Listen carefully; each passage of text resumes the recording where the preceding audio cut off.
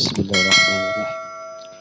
إلى حضرة النبي المصطفى محمد صلى الله عليه وسلم وعلى آله وصحبه وأزواجه وذريته ولكافة الأنبياء والمرسلين والشهداء والأولياء والصالحين والعلماء العاملين من مشارق الأرض ومغاربها من يمينها إلى شمالها من قابل لدن آدم إلى يوم القيامة شيء لله لهم الفاتحة. أعوذ بالله من الشيطان الرجيم. بسم الله الرحمن الرحيم.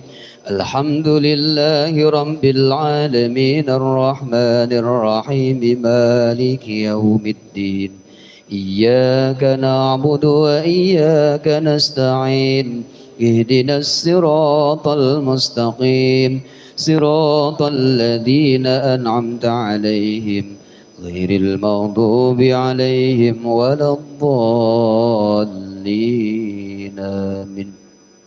وإلى حضرة سلطان الأولياء وقدوة الأصفياء قطب الرباني والغوث الصمداني أسر القادر الجيلاني رضي الله عنه. الفاتحة. أعوذ بالله من الشيطان الرجيم. بسم الله الرحمن الرحيم.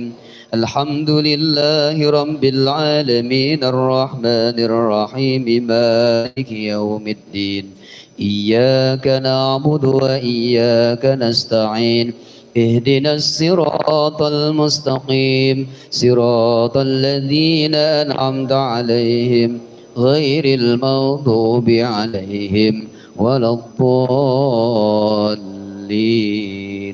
آمين.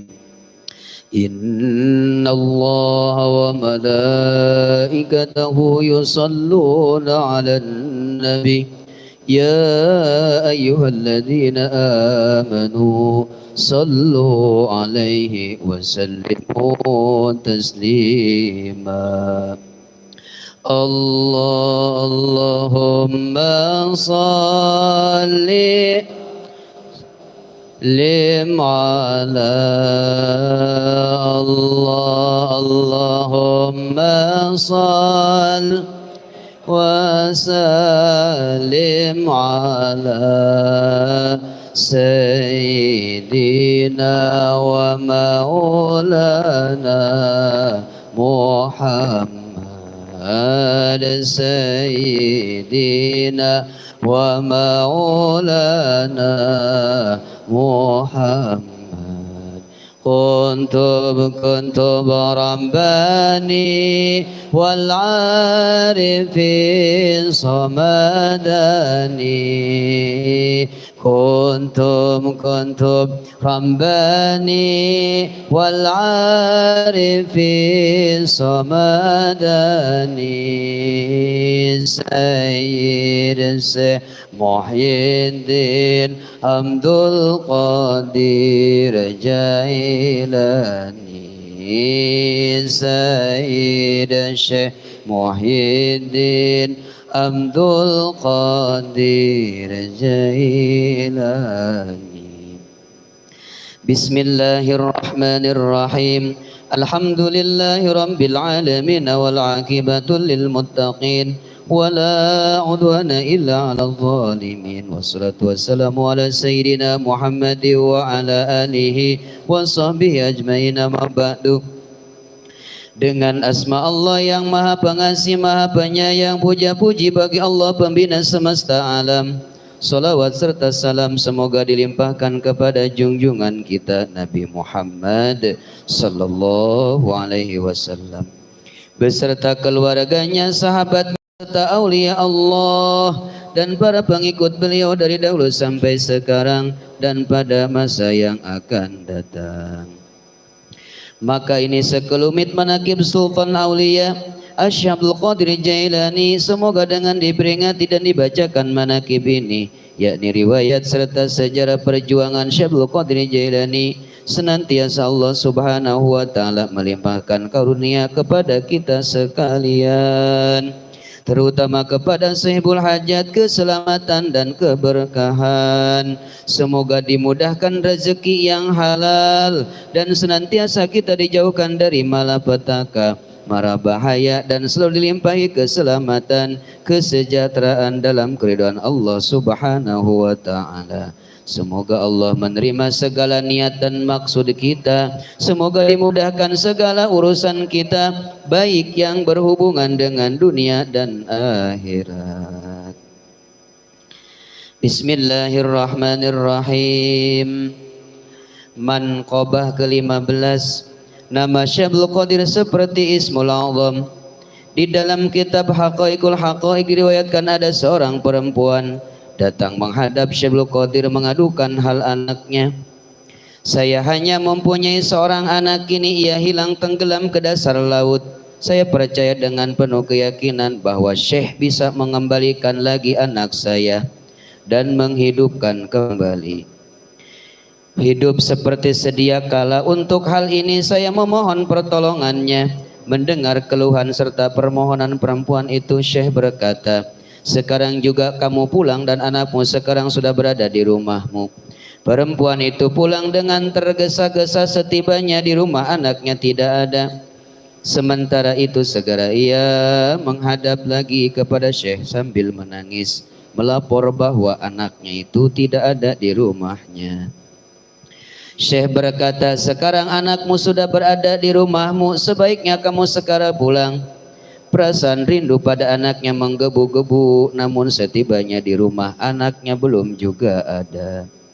Dengan penuh keyakinan ia tidak merasa putus asa, datang lagi menghadap Syekh sambil menangis menjerit-jerit memohon supaya anaknya itu hidup lagi. Sejenak kemudian Syekh menundukkan kepalanya dan tegak kembali seperti biasa. Sekarang tidak salah lagi, pasti anakmu saat ini juga sudah berada di rumah. Dengan penuh harap ia pulang menuju rumahnya, dan setibanya di rumah ternyata anaknya dengan selamat hidup kembali serta berkat karomah Syaikhul Qadir. Menghadapi peristiwa ini, Syaikhul Qadir bermunajat mengadukan halnya kepada Tuhan yang Maha Kuasa sambil menumpahkan isi hatinya.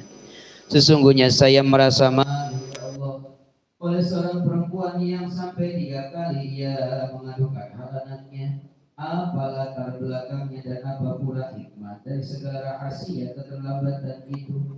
Allah menjawab, semua ucapan dan janjimu kepada perempuan itu kesemuanya itu benar, tidak salah.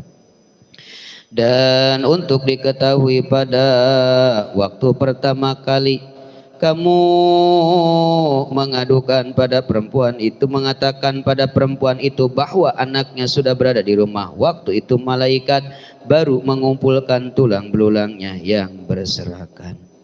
Dan untuk perkataan dan janjimu yang kedua kalinya juga tidak salah, karena waktu itu seluruh anggota tubuhnya baru utuh kembali dan dihidupkan. Dan untuk ketiga kalinya, pada waktu perempuan itu tiba di rumahnya, si anak itu baru diangkat dari dasar laut dan dikembalikan ke rumahnya. Kemudian Syekh mengadu lagi kepada Allah, ya Allah, Engkau menciptakan makhluk penghuni dunia yang berlimpah ruah banyaknya dan beraneka ragam jenisnya. Hal itu sangat mudah bagimu, hanya sekilas lintas dan sepatah kata saja sudah terwujud.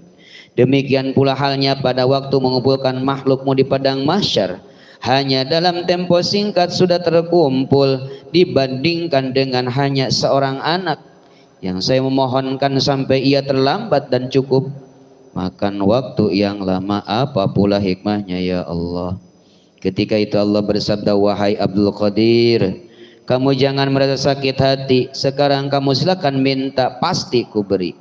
Dengan spontan Syekh merebahkan kepalanya bersujud syukur sambil berkata, Engkau Khalik, pencipta semua makhluk, dan saya makhluk yang diciptakan olehmu.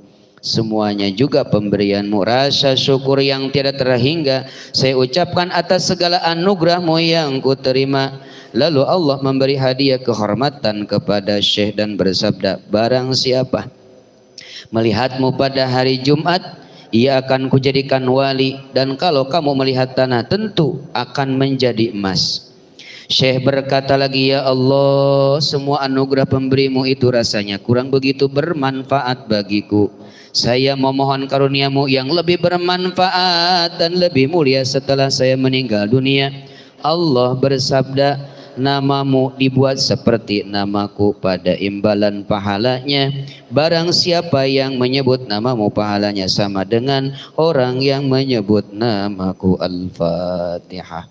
A'udzu billahi minasy syaithanir rajim. Bismillahirrahmanirrahim. Alhamdulillahi rabbil alamin arrahmanir rahim maliki yaumiddin. Iyyaka na'budu wa iyyaka nasta'in ihdinas siratal mustaqim. صراط الذين أنعمت عليهم غير المغضوب عليهم ولا الضالين.